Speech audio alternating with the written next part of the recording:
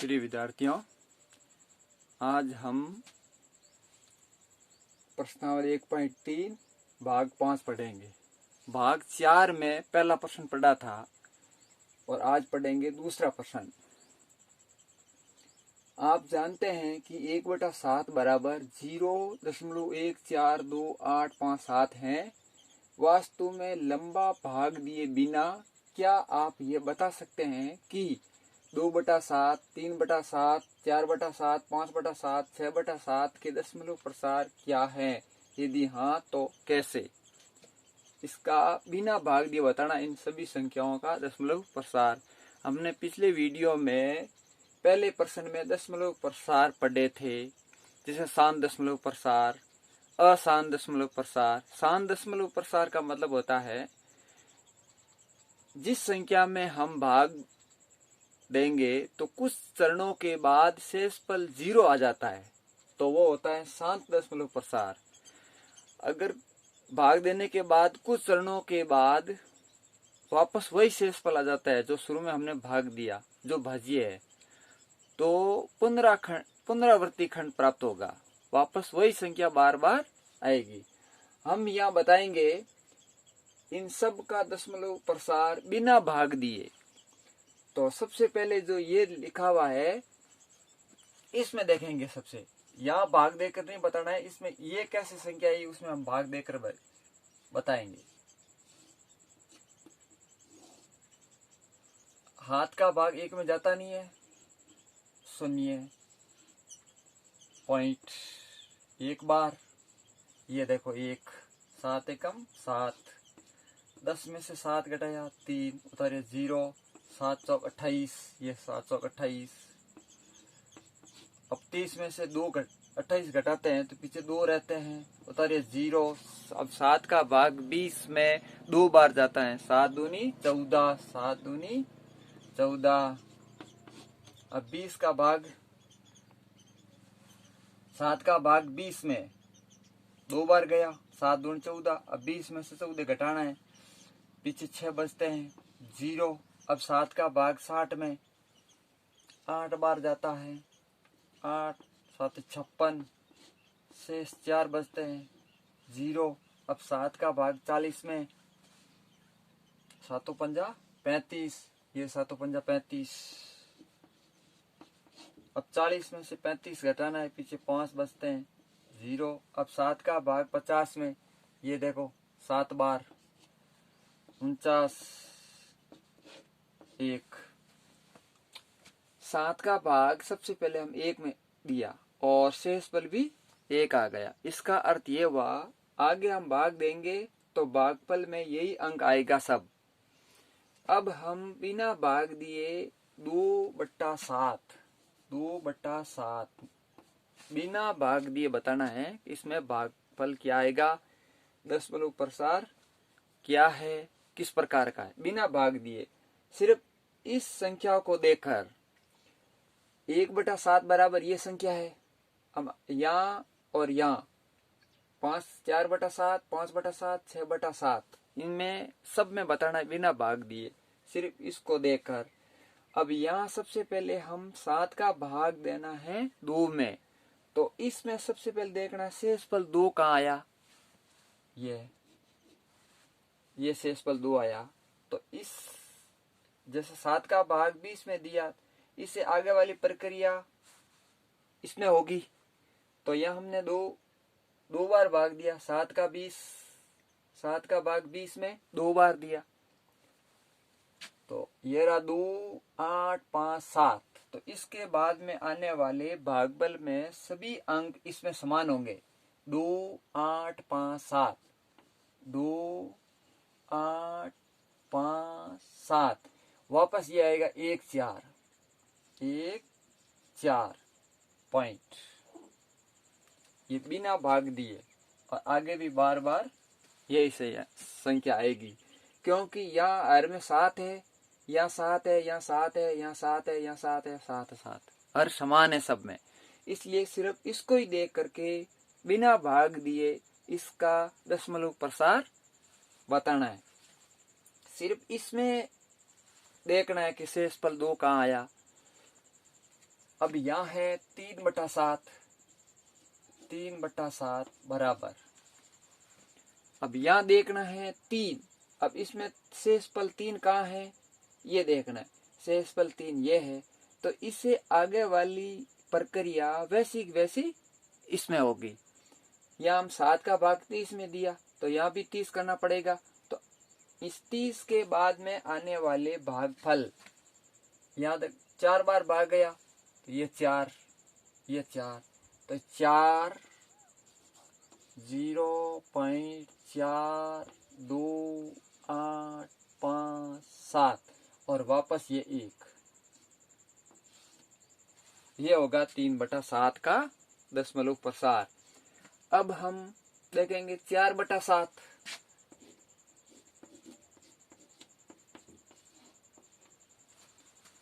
अब 7 का जो भाग दिया इसमें शेषफल 4 कहाँ आया, उसके आगे वाली पूरी प्रक्रिया इसमें वैसे की वैसी होगी। अब इसमें देखो शेषफल 4 ये आया, तो इसमें 40 में भाग दिया 7 का, तो यहाँ भी 40 में देना पड़ेगा।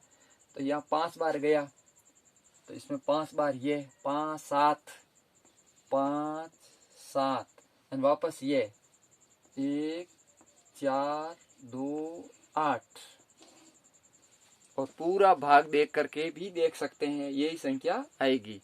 हम यहाँ बिना भाग दिए बताना है, सिर्फ इसको देखकर, तो इसमें हम भाग दिया तो ये संख्या आई, अब इसको देखकर ही यहाँ देखना है। अब है 5/7 0 अब इसमें शेषफल 5 देखना है। अब शेषफल 5 कहाँ है, उसके आगे आने वाली प्रक्रिया वैसी वैसी इसमें होगी। तो शेषफल 5 यहाँ आया तो यहाँ देखो 50 में भाग दिया तो यहाँ 50 करना पड़ेगा। तो यहाँ देखो 7 बार भाग गया तो यहाँ 7 कहाँ है, ये रहा 7। तो 7 के बाद में वापस ये संख्या 1 4 2 8 5, ये इसका प्रसार होगा। अब 6/7, 6/7 बराबर 0 अब 0 ये तो लिखना ही पड़ेगा। अब यहाँ हम देखेंगे 6, इस भाग में शेषफल 6 कहाँ है, उसके बाद में आने वाली प्रक्रिया भागफल में वही अंक होगा इसमें। अब यहाँ देखो 6 ये रहा, तो यहाँ भी 60 करना पड़ेगा। तो 60 यहाँ है, अब 7 का भाग 60 में, यहाँ देखो 8 बार गया तो इसके 8 5 7 वैसा बार इसमें आएगा, वापस ये संख्या आएगी 8 5 7 1 4 2। तो इस तरह से या हमने भाग नहीं दिया, बिना भाग दिए इसका दशमलव प्रसार लिखा, सिर्फ इसको देखकर या लिखा हुआ 1/7 बराबर ये संख्या है। तो हमने 7 का भाग 1 में दिया तो ये भागफल आ रहे हैं, और ये पूरी कहाँ कहाँ शेषफल 2 आ रहे हैं, कहाँ कहाँ शेषफल 3 आ रहे हैं, 4 आ रहे हैं, 5 आ रहे हैं, 6 आ रहे हैं। उसके आगे आने वाली जो भी प्रक्रिया है उसमें भागफल वो और वो होगा।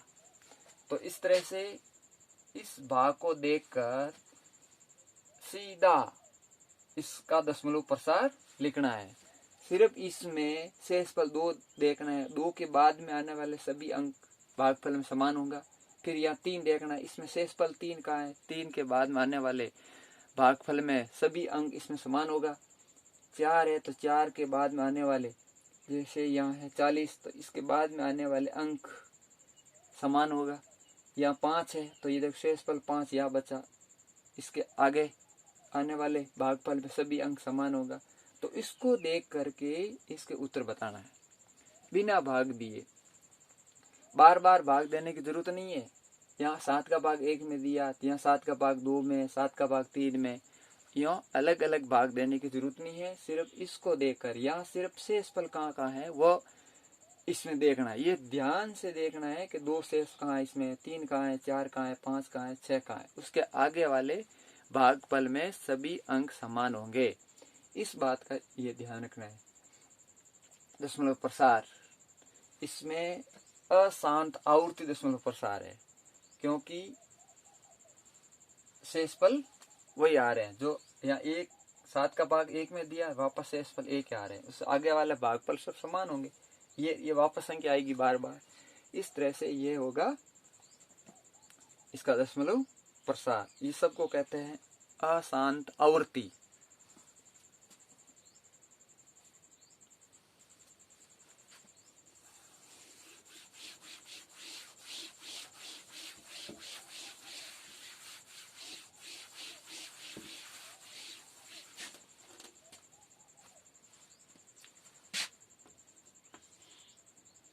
जीरो 0.9999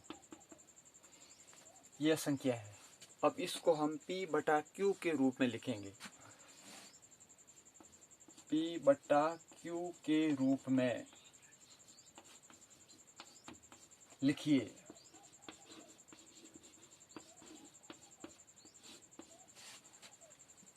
जीरो 0.9999 इसमें 9 अंक है, वो बार बार आ रहा है,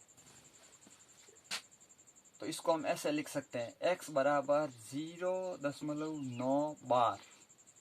एक अंक है 9, वो संख्या बार बार आ रही है। अब एक अंक के ऊपर बार का चिन्ह है। अब जिस कोई भी संख्या हो, अगर एक अंक के ऊपर बार का चिन्ह है तो उसको हम 10 से गुणा करेंगे। 2 अंक के ऊपर बार का चिन्ह है तो वहां हम 100 से गुणा करेंगे।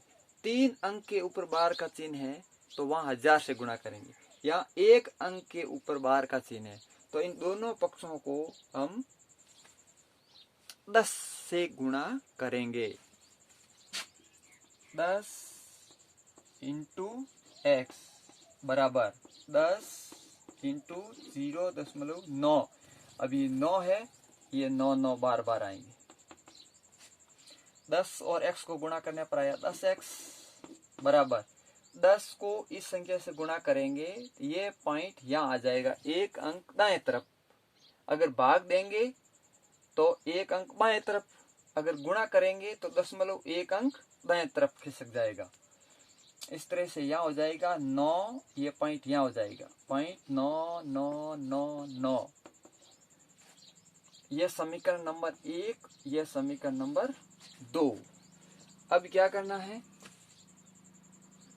समीकरण 2 में से